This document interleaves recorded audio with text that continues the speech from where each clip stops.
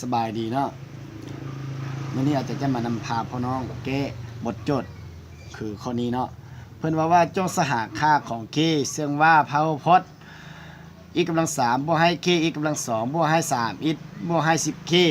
หารค่าให้ x ลบ2เนาะฉะนั้นเป้าหมายของเพื่อนแม่นสหค่าของ k เนาะในพหุพจน์ขั้น3ข้อนี้เนาะแล้วเพื่อนว่าพหุพจน์ตัวนี้นะสามารถหารค่าให้ x ลบ2ฉะนั้นเราไปแก้เนาะเขาจะแก้แนวใด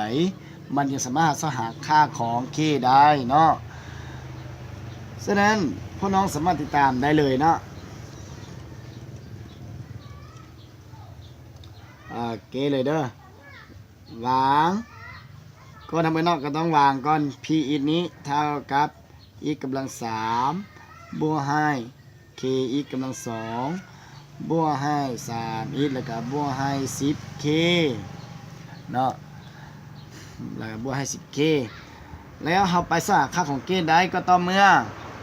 บทโจทย์เนาะเพิ่นว่าพหุพจน์ตัวนี้หารค่าให้ x ลบ2ฉะนั้นเข้าไปโซ่หาค่าของ k ได้เนาะก็ต่อเมื่อ p is เนาะคือพหุพจน์ตัวนี้เนาะหารค่าให้ x ลบ2ตัวนี้คือเดี๋ยวนี้เนาะแล้วบัดนี้สหค่าของ k ได้เนาะก็ต้องเมื่อ p นี่หารค่า x ลบ2ด้านนั้นเนาะ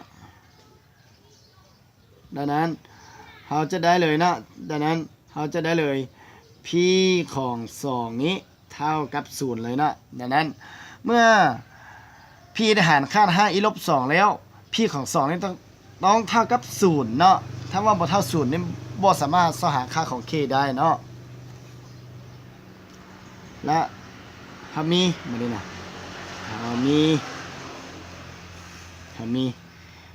p ของ2เท่ากับเอา2ไปเทียนที่ x เนาะซึ่งว่า2ตัวนี้มาจากอยู่บน x ลบ2นี่เท่า0แล้วถอดได้ x เท่ากับ2เนาะแล้วก็จะได้มาเลยเป็น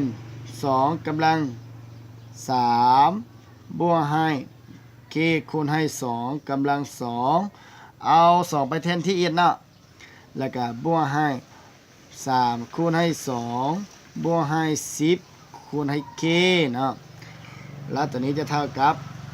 2กำลัง3เท่ากับ8เนาะเขียน8ซะเลยแล้วก็บวกให้2 4เป็น 4k เลยเนาะแล้วบวกให้6 2 3 6แล้วก็บวกให้ 10k คือเก่าเนาะแล้วบัดนี้เท่ากับ8บวกให้6ออกเท่าไหร่คือ14เนาะแล้วก็บวกให้ 4k บวกให้ 10k นะกลายเป็น 14k คือกันฉะนั้นเห็นว่า p ของ2เท่า0ได้เนาะไม่ได้มันนี้เราจะได้14บวกให้ 14k นี้เท่ากับ0แล้วจะได้ 14k เท่ากับลบ14นะแล้วถอนเอา k นะจะเท่ากับลบ14ส่วนให้14และลบ14ส่วนให้14จะเท่ากับลบ1เนาะแล้วจะได้ค่า k เท่ากับลบ1ดังนั้นเนาะดังนั้นค่าของ k นะเท่ากับลบ1นะที่เฮ็ดให้พหุพจน์นี้ p นี่นะหารค่าให้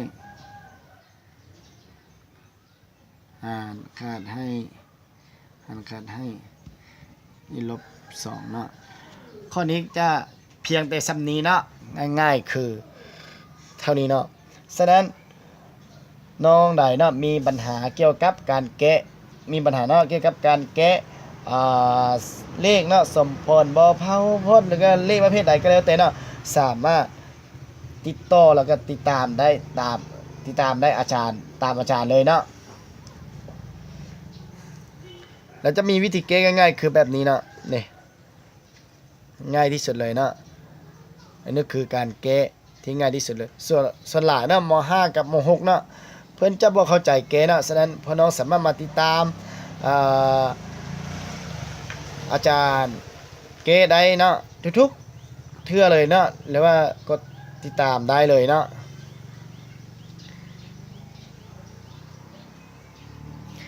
เอาเข้าใจเนาะ